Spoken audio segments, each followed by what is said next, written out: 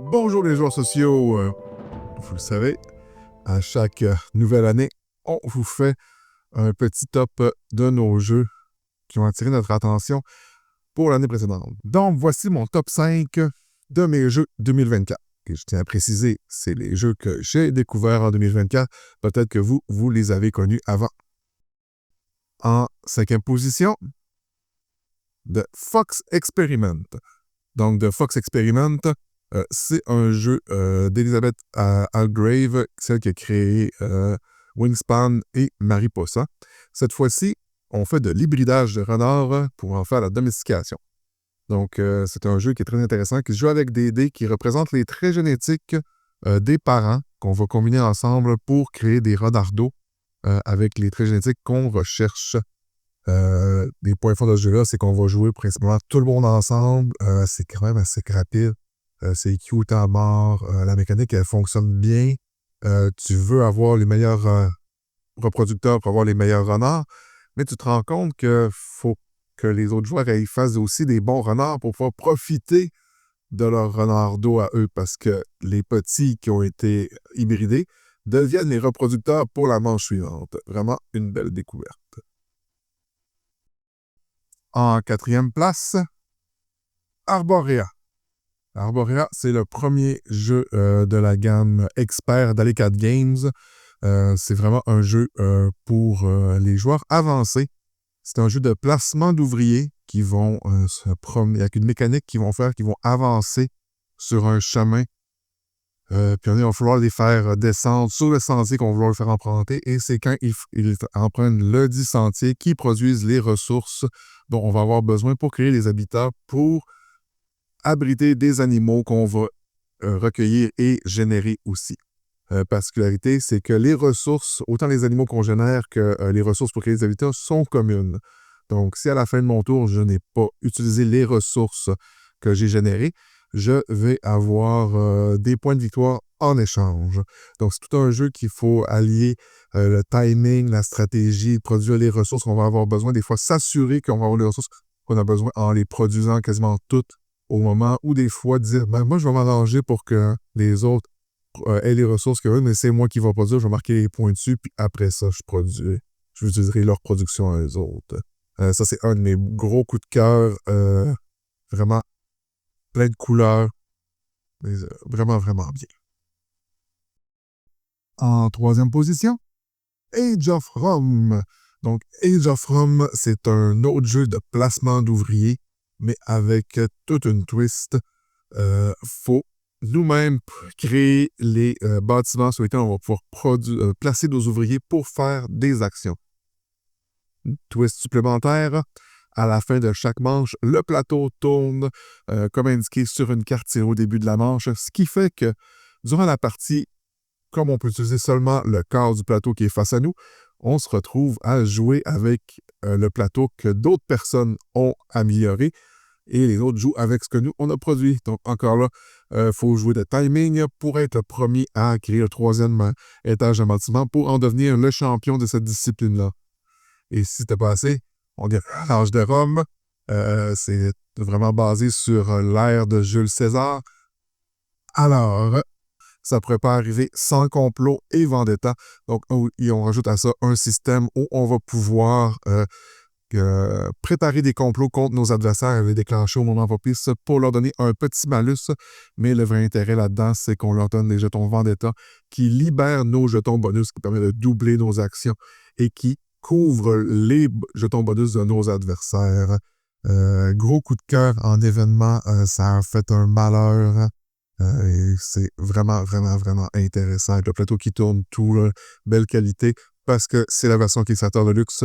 Le bémol que j'ai, c'est que la version au détail n'a pas les tuiles en acrylique que de la version que j'ai, ce qui fait que beaucoup de personnes, quand ils l'ont essayé chez moi, ont eu le besoin de l'acheter, et là, petite déception d'avoir une version beaucoup moins belle, je dirais quasiment moins achevée que cette version-là.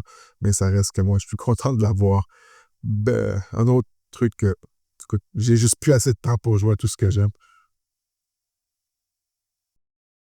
En 2e position, Daybreak, du créateur de Pandémie. Cette fois-ci, il garde l'essence de Pandémie, mais il fait table rase de la mécanique. C'est un jeu coop où chaque joueur va être une super puissance mondiale qui va devoir se concerter avec les autres puissances pour décarboner sa position énergétique, réduire ses émissions polluantes, répondre à la demande croissante énergétique dans le but de diminuer la quantité de carbone dans l'atmosphère et renverser les fâcheux changements climatiques. Ici, une mécanique d'engine building où on va jouer des cartes pour utiliser les badges qui sont un peu l'idée derrière Terraforming Mars, mais là, ça se joue vraiment avec les badges. Donc, dans une production d'énergie, on va nous dire tu vas produire un d'énergie propre pour chaque badge éolien que tu vas avoir dans cette pile-là. Et c'est comme ça que ça se joue. Il faut porter un petit œil avec les autres joueurs si on a discuté. C'est un jeu asymétrique. Et les changements climatiques sont très, très, très pénalisants. Augmenter le carbone dans l'atmosphère, faire monter la température, qui augmente le nombre de crises climatiques et d'effets du changement climatique, qui sont des très, très gros malus. Ne pas contrôler ça, c'est se vouer à l'échec, parce que si la température augmente de 2 degrés, tous les joueurs perdent. Si on n'a pas réglé le problème dans les 6 manches, tout le monde perd. Si ne serait-ce qu'un joueur a trop de communautés en crise, tout le monde perd. Seule façon de gagner, diminuer la quantité de carbone dans l'atmosphère en stockant plus qu'on en émet et survivre à la mange en cours. Vraiment, belle vulgarisation des enjeux climatiques et un autre coup de cœur qui a été très populaire aussi en événement. Avant de passer au numéro 1, on va faire des petites mentions honorables à certains jeux. Donc, la fin des artichauts dans la catégorie Deck Building, Adrésor dans la catégorie de quelque chose and write, un draw and write pour joueurs avancés. On va avoir Jaw of the Lions dans la catégorie aventure, roguelike. Je joue à Gloomhaven, j'attends pour jouer à Frosthaven. Jaw of the Lions, c'est une belle introduction à la mécanique assez complexe que Gloomhaven nous a amené. Et écoutez, le fait de jouer sur d'avoir la map déjà créée, quel avantage.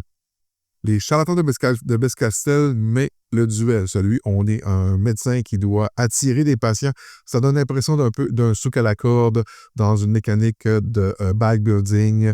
Je ne suis pas un grand fan des charlatans, mais charlatans de Bescastel, duel vraiment sur la coche. Empire's End dans la catégorie gestion de ressources, bluff, un jeu qui est un peu champ gauche où il va vous amener de prendre des décisions que vous ne voulez pas prendre. Parfois, vous allez jouer à ça, vous n'allez pas vous sentir bien, mais c'est étrangement, moi je trouve ça le fun de genre me faire sortir des sentiers battus. Et dernière mention, Arakan Wars, un jeu de cartes de combat avec un placement stratégique où je trouve vraiment, vraiment intéressant aussi.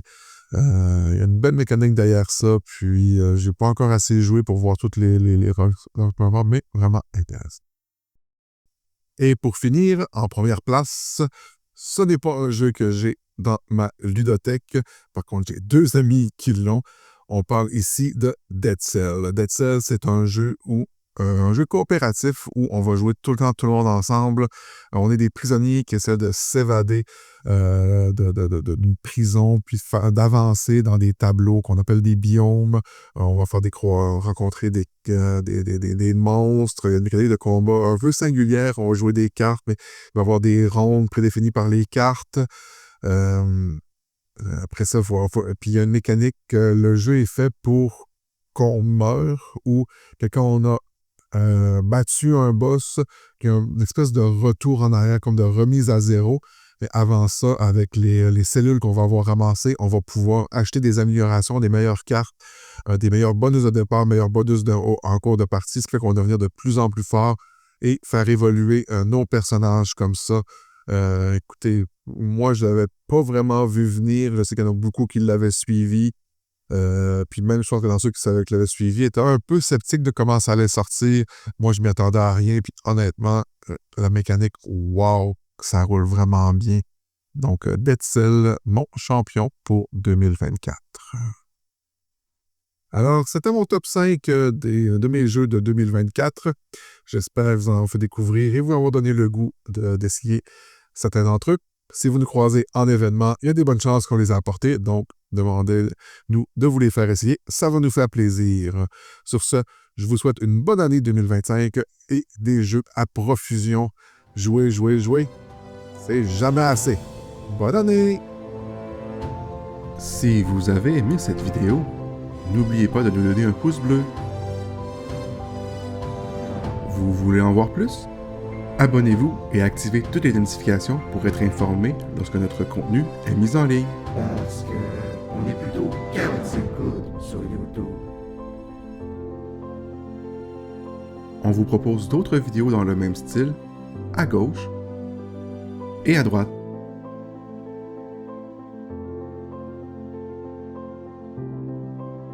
Et comme vous aimez les jeux de société, venez vous asseoir à notre table pour vivre des parties en temps réel et interagir avec nous sur Twitch TV, On est Game.